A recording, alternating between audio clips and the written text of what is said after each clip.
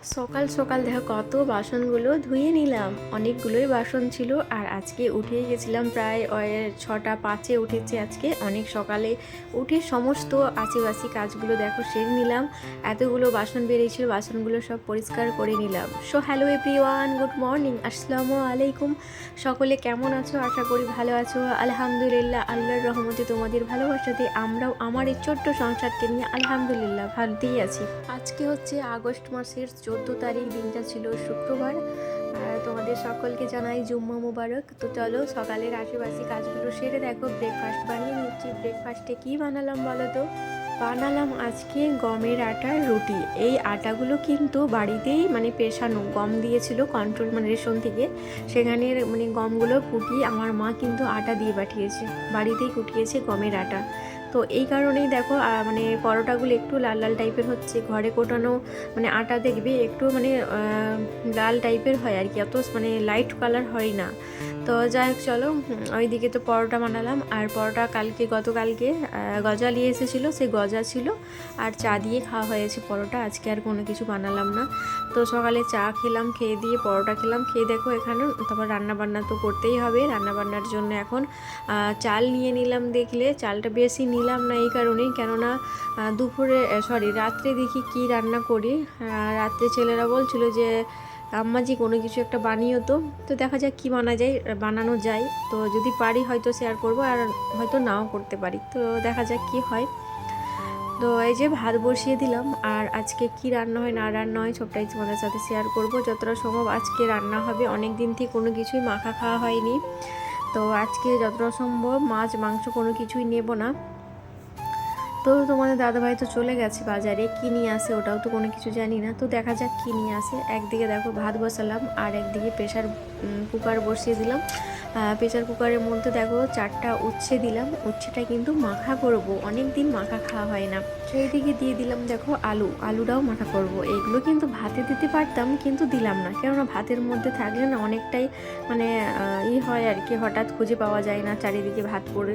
তো যাই হোক, ওইগুলোকে প্রেশারে দিলাম। ওইগুলো কিন্তু সিদ্ধ হয়ে গেছে, প্রেশারে দিয়েছিলাম তো বেশিক্ষণ সময় লাগেনি, খুব জলদি কিন্তু সিদ্ধ হয়ে গেছে। আর এইদিকে দেখো টমেটো মাখা করব।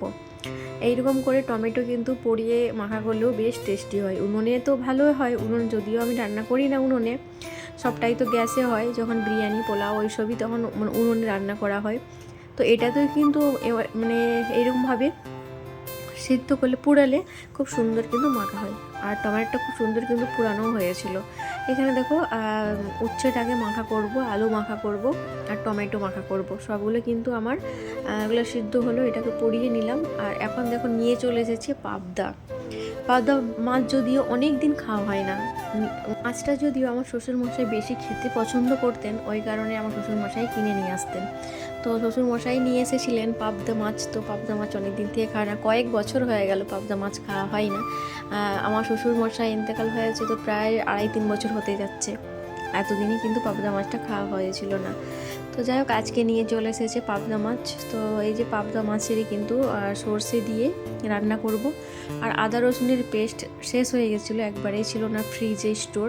তো দেখো আদা রসুন আর দিয়েছিলাম একটু তেল 1 চামচের মতো, আর হাফ চামচের মতো লবণ দিয়ে কিন্তু পেস্ট করলে না খুব সুন্দর পেস্ট থাকে।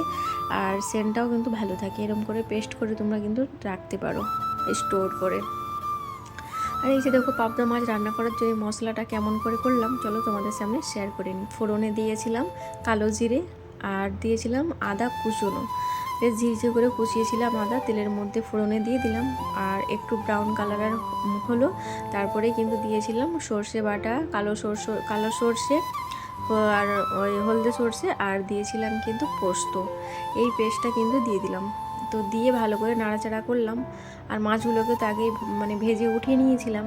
আর এই মশলাটা কিন্তু বেশিক্ষণ ভাজা চলবে না, তাহলে আরেকটা তেতো ভাব চলে আসে। ওই কারণে বেশি আর কষালাম না মশলাটাকে, তেল ছেড়ে দিয়েছি অলরেডি। আর এখানে দেখো জল দিয়ে দিলাম পরিমাণ মতো। জলটা কিন্তু বেশি দেবো না, যদিও কেননা মানে এটা তো আর ঝোল হবে না, তো ওই কারণে বেশি আর এতে মানে জল দিলাম না। আর তারপরে দেখো ফুটে এসেছে, এই সময় দিয়ে দিলাম যে পাবদা মাছগুলোকে ভেজে রেখেছিলাম ওইগুলোকে দিয়ে দিলাম এর মধ্যে, মশলা কষি যে জলটা দিয়েছিলাম তার মধ্যে।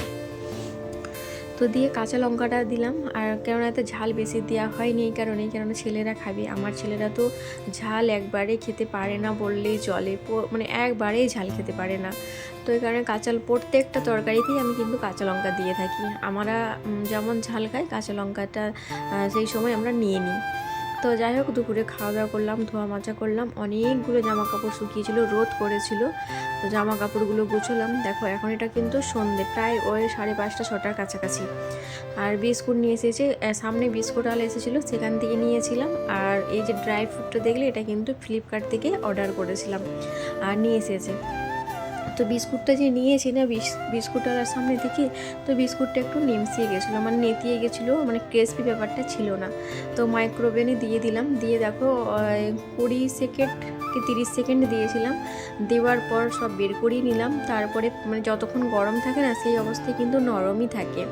তো এই কারণে একটু ঠান্ডা হতে দিয়েছিলাম। ঠান্ডা হওয়ার পর খেয়ে দেখলাম খুব সুন্দর ক্রিসপি হয়েছিল। তো আজকে এই পর্যন্তই থাক। আল্লাহ হাফিজ।